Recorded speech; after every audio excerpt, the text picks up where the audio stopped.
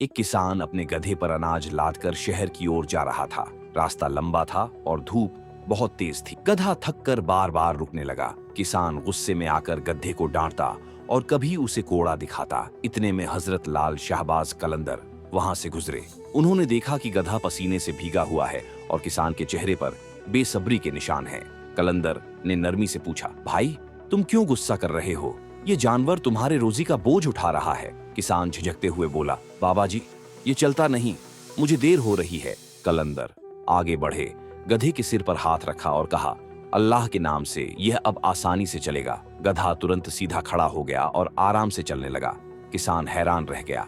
कलंदर ने फरमाया, जिस दिल में शुक्र हो अल्लाह उसके कामों में बरकत डाल देता है। किसान ने विनम्रता से कहा, बाबा जी आज मैंने सब्र का सबक सीखा। कलंदर मुस्कुराए और बोले, सब्र रोजी बढ़ाता है, गुस्सा कम करता है। फिर दोनों अपने रास्ते पर चल पड़े। लेकिन किसान के दिल में वह बात हमेशा के लिए अंकित हो गई।